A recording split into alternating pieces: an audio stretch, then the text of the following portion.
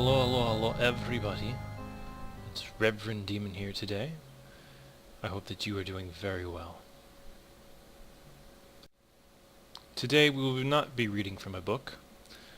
It will be strictly off the cuff, I suppose, and it probably will not be very offending to anybody, so I guess please enjoy. Today we will be talking about the 3 ethics and prime directive of permaculture. Now, permaculture is a ethics-based design science. It is generally used for creating forest agricultural systems, farms, plants, planting stuff, but it can be used for a whole host of different things, such as we can use it for businesses, you can use it for setting up towns and communities, troubleshooting any kind of problem, really. In permaculture, the solution, or the problem, is the solution. And so when you have a problem, it's really how to figure out how to take that problem and make it work for you. Today we will simply be focusing on the ethics and prime directive. The prime directive is the only ethical thing we can do is to take responsibility for ourselves and that of our children. This is a fairly simple concept, really, and it doesn't leave much to interpretation. The only ethical thing that you can do is take responsibility for yourself and that of your children. But let's face it, a lot of us don't yet have children, but it could mean our future descendants in general. I suppose a simple and easy example would be you need water. Without water you die. It is your responsibility to find water for yourself. It is not somebody else's responsibility to give you water. It is your responsibility. Thus you must be also responsible for your actions. Everything that you do is, in a sense, your fault, because you have chose to do it, or perhaps it was an accident, but again, you still must take responsibility for yourself. It is a fairly simple concept, and it is the guiding principle that holds of all permaculture.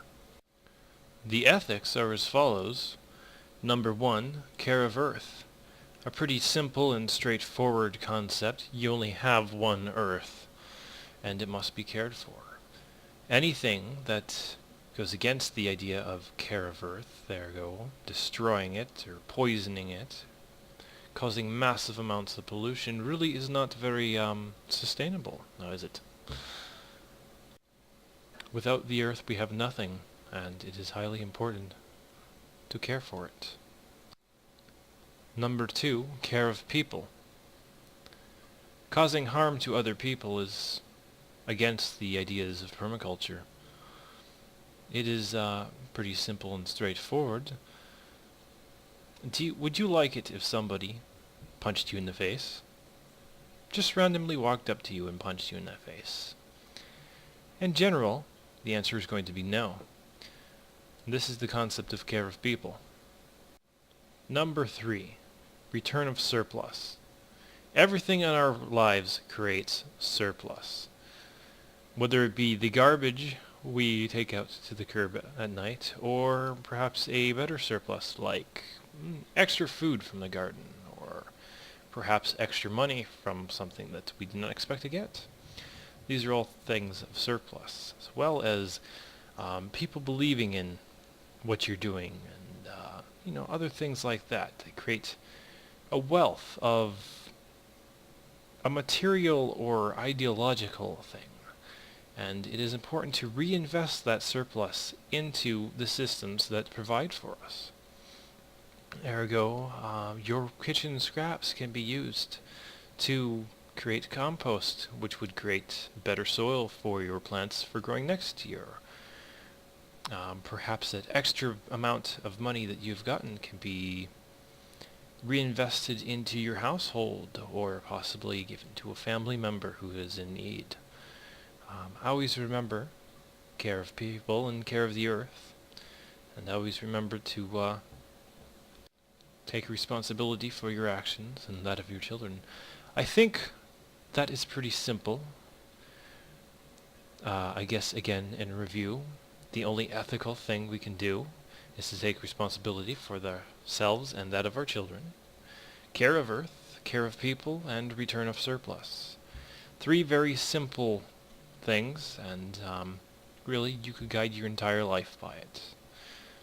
I think that is it for today. Reverend Demon